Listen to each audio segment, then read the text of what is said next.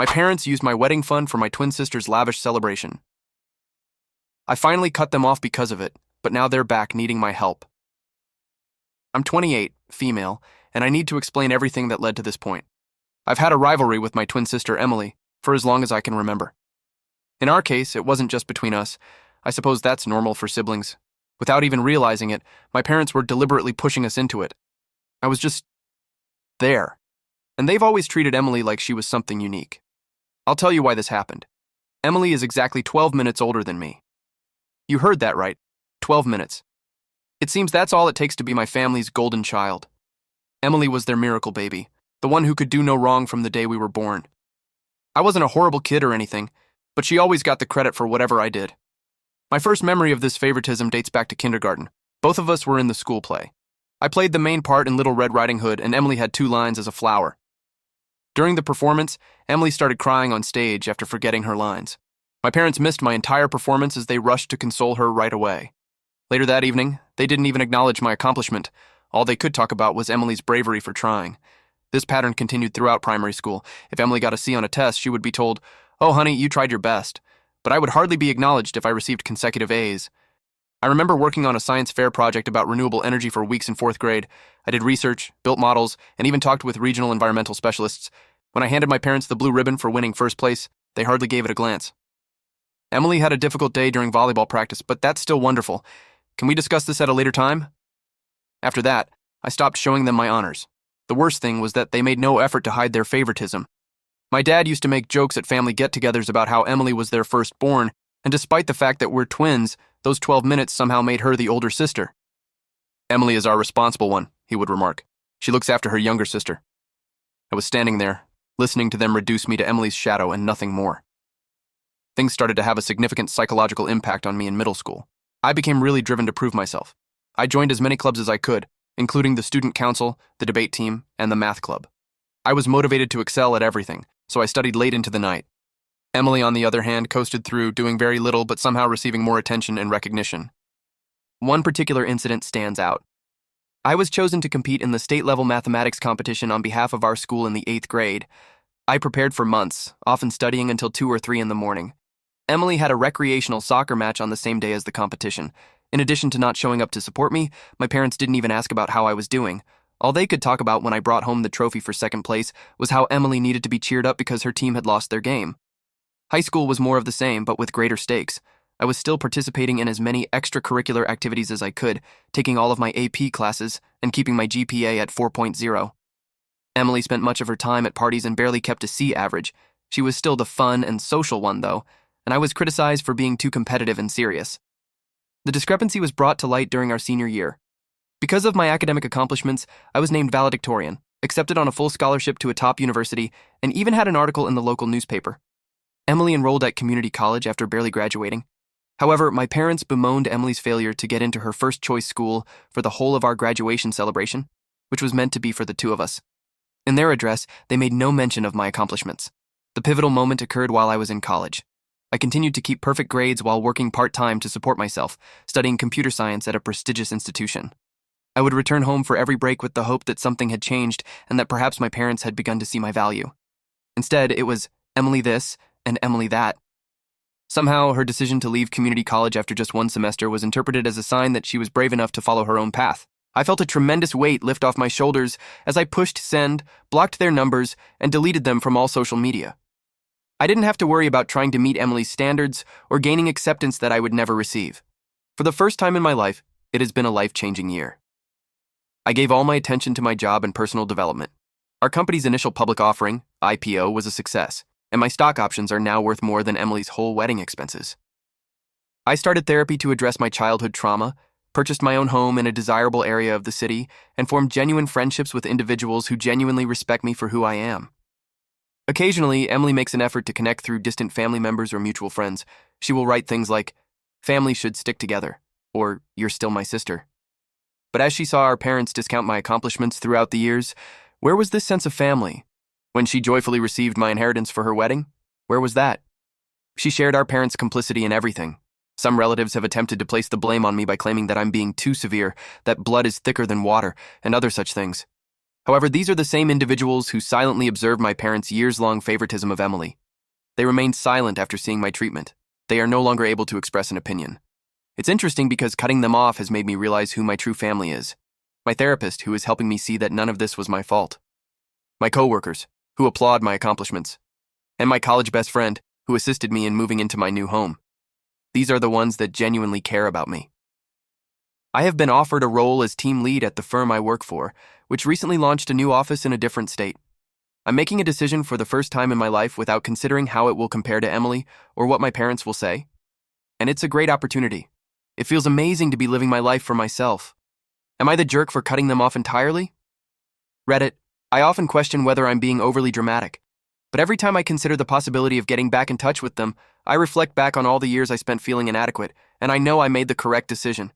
It's going to get even more complicated now, though, and I need your honest thoughts on what I should do next. Update 1. 2 weeks ago, everything changed drastically. My phone began ringing with several calls from my uncle when I was in the middle of a team meeting. My initial reaction was to ignore it, because family calls always indicate turmoil. But I decided to answer it because there was something unique about receiving several calls in quick succession. He began trembling a little. "Hey, it's Uncle Greg." I knew right away that something was amiss. He is typically the type of guy that remains positive even in the face of adversity. "I need to discuss your parents with you." I felt sick to my stomach. I knew this couldn't be good news because I hadn't heard from them in 2 years. "What's happening?" Trying to speak steadily, I asked. "They were involved in an accident, a rather poor one. They are in the medical facility." He paused, and I heard him inhaling deeply. "Their car was struck by a truck that ran a red light. Your dad is in critical condition, and your mom has several fractures." Then, in my junior year, came Thanksgiving break. Everything changed when my uncle, who had always had a slightly excessive love for alcohol, made a mistake. While he was thinking back on my mom's pregnancy, he disclosed that my parents hadn't even intended to have twins. They were devastated to learn they were expecting 2 children when they had only planned for 1. My dad, being the docile person he is, simply shrugged and said, "We'll figure it out." My mom had been concerned about how they would manage 2 babies. However, their method of figuring it out was to basically choose a favorite and focus all of their energy on her, which was, of course, Emily, their cherished firstborn. In their minds, those pivotal 12 minutes were the difference. After years of wondering why they didn't care about my accomplishments, everything suddenly fell into perspective when my uncle confessed this to me while we were seated at the dinner table. It all made perfect sense. I was the afterthought, the unexpected addition, not the child they had hoped for. Something in me changed after that realization. I gave up trying to please them. I put all of my attention into creating my own life instead. I gave my all to my coursework and internships, wanting to succeed for myself, not for them. I received several job offers from prestigious tech businesses by the time I graduated. I took a job at a promising startup as a software engineer, and after 3 years I was promoted to senior developer. Emily, meanwhile, was organizing this lavish wedding after meeting a wealthy man at a pub and having a brief flirtation. Naturally, my folks were ecstatic. They couldn't even recall the name of the company I worked for, yet they spent hours on the phone with her talking about the specifics of the wedding. My company was getting ready for an initial public offering, IPO, and my stock options were worth more than Emily's fiancé made in a year. The irony was that I was actually doing very well. They never inquired about my professional background. It was the wedding fund situation that ultimately crushed my heart. The only one who had ever treated us fairly was our grandmother. She left each of us a sizable sum of money before she died, specifically for our upcoming weddings. She had been very explicit that we were to share the money evenly. She told me in private that she was aware of my parents' treatment of me and that this was her method of making sure I would have something that was exclusively mine. Naturally, though, my parents were unable to honor her last desires. Emily wanted this ridiculously lavish wedding, complete with a celebrity photographer, a fancy outfit, and several locations. Rather than urging her to cut back or asking her wealthy fiancé to contribute more, they chose to take my share of the inheritance. They didn't even tell me. They didn't ask.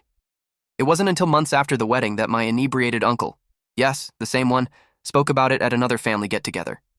They responded angrily when I confronted them about it. "Oh, honey," my mother remarked dismissively, waving her hand. "We were going to tell you eventually. When we can, we'll reimburse you." Even worse was my father's reply. "Well, Emily needed it more. She's the conventional one, getting married. And since you're so preoccupied with your work, it's unlikely that you'll even desire a lavish wedding." I felt nothing as I stood in their kitchen, staring at these folks who were meant to be my parents. This deep emptiness, without any sadness or rage. They were unable to even comprehend the wrongness of what they had done. They believed that since it was for Emily, it was totally acceptable to take my inheritance without my consent. Emily had always been the focus. I returned to my flat that evening and gave my life a lot of thought. I came to see that Emily had eclipsed or completely disregarded every significant turning point, accomplishment, and proud moment. My graduation from high school, they were too preoccupied comforting Emily over her grades. My college scholarship, hardly recognized due to Emily's difficulties at community college. My first promotion, disregarded because Emily was preparing for her wedding. I did something I should have done years ago. When I opened my laptop, I emailed them and said, "I am aware of the wedding fund. I am aware that without consulting me, you used my inheritance to pay for Emily's wedding. The way you've treated me throughout my life is more important than the money.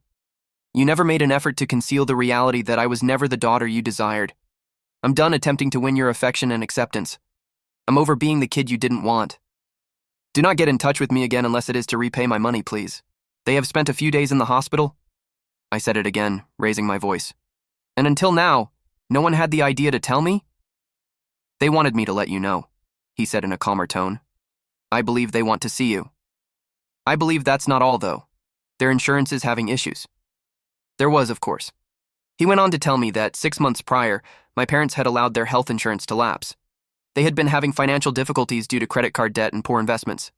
They were far from being discharged from the hospital, and the medical bills were already mounting. "What about Emily?" I knew the answer when I asked. Uncle Greg let out a sigh. She said she couldn't assist with the bills when she visited once immediately following the accident. She didn't want to ask her husband for money so soon after their honeymoon. For some reason, she is occupied with her stepchildren, her new family. That made me giggle. Emily is typical, always coming up with an excuse. Emily was too proud to approach her wealthy husband for assistance with our parents' medical expenditures, even though she had no trouble taking my fortune for her wedding. I sat in my office for a while after I hung up with Uncle Greg, gazing out the window at the skyline of the city. I didn't miss the irony. Now that my stock options had vested, and I had more than enough money saved to pay for their medical expenses, I was truly in a position to assist them. Did I want to, though? I was unable to concentrate on anything else for the following few days. I jumped every time my phone buzzed, anticipating a call regarding their status. I couldn't stop picturing them in hospital beds, presumably wondering if I would ever arrive. Since they were my parents, I felt bad for even thinking about not helping. The years of favoritism, the stolen fortune, and the way they only contacted me now because they required something from me were all brought back to me, though. Simply put, this was about money, not about re-establishing contact or making amends. 3 days after Uncle Greg called, Emily texted me. "I am aware that you are performing well at work. Parents are in dire need of assistance. This is your opportunity to act morally." My opportunity to act morally? When she was using my inheritance to pay for her wedding, where was this moral compass? Where had she been all those years when she saw our parents brush off my accomplishments? My parents finally called themselves after a week of internal conflict. Although my mother's speech was weak and obviously influenced by painkillers, her deceptive methods remained the same. As if the past 2 years of silence hadn't occurred, she began, "Sweetheart, we're in a really tough situation here. According to the specialist, the expenses might reach $200,000, not including rehabilitation. We acknowledge our shortcomings as parents, but..." I interrupted her. "No, you aren't. And you never will be. You haven't gotten in touch with me in 2 years, and the only reason is that you need money." My dad's voice said, "That's not fair." He was probably on speaker. "Your parents are us. Family supports family." That statement, "family helps family," set me off. Anger that had been bottled up for years came to the surface. "Family helps family?" I said it again. "When you used my inheritance to pay for Emily's wedding, where was that feeling? When you missed my college graduation, where were you? Where did you neglect every significant event in my life because you were too preoccupied showing your admiration for Emily?" After a brief period of silence, my mother began to cry. Those recognizable, cunning tears I had heard so many times when she wanted to make me feel bad. She said, "How can you be so cruel?" "The hospital is where we are. Your dad may require surgery. Will you truly desert us at this point?" I inhaled deeply before uttering the words I had been wishing to say for years. "Yes. In fact, yes, I am. All my life you emotionally abandoned me. You just thought of me as Emily's shadow and your fallback option. Now that Emily is refusing to assist, you turn to me? Number, I will no longer be your last option. Starting with ... But we're family," my father said. "No," I cut in. "We're not. Since you determined that Emily was the only child deserving of your love, we have not been family. I'm finished. Never get in touch with me again." After hanging up, I blocked their numbers once more. I then texted Emily one last time saying, "They're also your parents. Try it yourself." The days that followed were extremely difficult. I would always have these moments where I would doubt my choice. Was I being too severe? Despite all, should I still assist them? But every time those thoughts surfaced, I was reminded of how they had treated me throughout my life, and how they had only ever contacted me when they wanted something. Yesterday, Uncle Greg gave another call. He attempted to guilt-trip me by claiming that my parents required physical therapy and surgery since their health was deteriorating. He said they might lose everything and that they were discussing remortgaging their home. The problem is that I have no responsibility for their financial difficulties. They made their decisions. They decided to give Emily preference. They decided to squander the money I left them. They decided to allow their insurance to expire. They are currently dealing with the fallout from their decisions. Some may accuse me of being heartless. Perhaps I am. But I've been striving to be good enough to win their love my entire life, and I'm done. I am no longer the fallback option when Emily refuses to take charge. I'm done being the one who has to make all the repairs. For the first time in my life, I'm choosing myself. Even though I realize this makes me seem callous, my mental well-being is more important to me than their guilt trips. My financial stability is more important to me than their shoddy preparation. Reddit. I know I previously questioned whether I was the jerk for cutting them off, but I need to know if I'm the jerk for not helping them pay their medical costs. This one even seems unclear to my therapist. While I feel bad about it, I also think that this is just another instance of them only wanting me around when they need me. And believe me, the narrative doesn't end here. The situation is going to become considerably more intricate. Update 2. My life took yet another drastic change 3 days ago. I was enjoying a peaceful evening at home after a very demanding workday, during which we had completed preparations for the opening of our new office. My doorbell rang at precisely 8:07 p.m. I was studying some project paperwork, enjoying a glass of pricey red wine, a minor luxury I now permit myself, and some classical music playing softly in the background. I hadn't ordered anything, and most of my friends normally text before coming over, so I wasn't expecting anyone. I froze, staring through the peephole. Emily was standing there, looking like the affluent trophy wife she had become, complete with a fashionable gown, flawless makeup, and a $15,000 Hermes Birkin purse in her hand. I was aware of the irony. That bag alone could have paid for a sizable amount of our parents' medical expenses. I briefly thought about acting as though I wasn't home, but throughout the previous few weeks, I had undergone a transformation. I was no longer the person who squirmed around Emily. She had intimidated me for too long, and I had allowed her to win. No more. I opened the door with my cool, controlled, and slightly dismissive corporate boardroom demeanor. Leaning against the doorframe, I remarked, "Well, if it isn't my dear sister, what brings you to my humble abode?" Without waiting for an invitation, she swept by me and entered my apartment. Emily's usual behavior. Her gaze swept across my living area, taking in the original artwork on the walls, the contemporary furnishings, and the floor-to-ceiling windows that overlooked the city. I could picture her mentally listing everything, most likely contrasting it with her suburban McMansion. "Nice place," she said in a tone that suggested the exact opposite. "Very cozy." She used the word cozy with that special emphasis that affluent people give to something they think is beneath them. "Stop wasting your time, Emily. Why have you come here?" She turned to me, adjusting her scarf, an anxious habit from childhood. "Mom and Dad are deteriorating. Mom's physical therapy isn't covered by their payment plan, and Dad needs emergency surgery for internal bleeding they missed at first. Unless they can provide proof of payment, the hospital threatens to suspend treatment. They are discussing selling the house." I saw her knuckles whiten as she gripped her fancy purse more tightly. Emily, in her classic form, she was clearly preparing for something.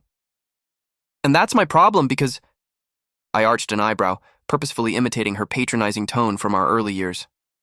"Because you can help them," she said, her immaculate exterior beginning to falter. "I am aware that your business went public. I checked the pricing of the stocks. I conducted research. You've got the cash." That made me giggle.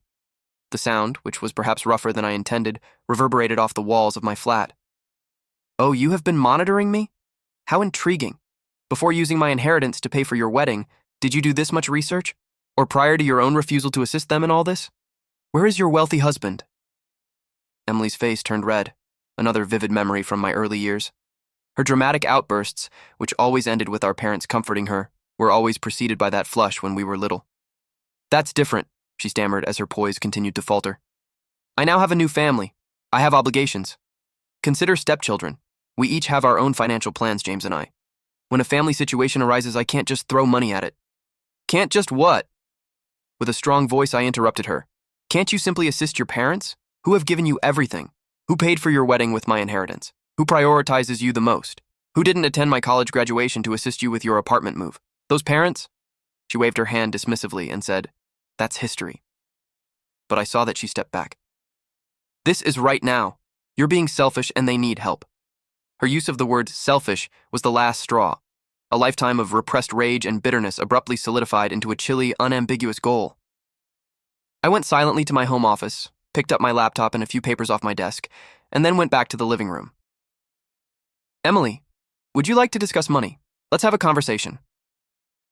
I rotated the screen of my portfolio dashboard in her direction. Look at these figures. My stock options are these. I'll explain it to you in words you can comprehend. This is more valuable than James, your husband, will be in 3 years. That home of which you're so proud? If I wanted to, I could pay cash for it tomorrow. As she gazed at the numbers, her face turned white instead of crimson. I went on, bringing up papers such as my investment portfolio, my pay stubs, and the most recent offers I had gotten from rival businesses. But you're a tech worker. For the first time I could recall, she stumbled. You're just a programmer. Her voice was small.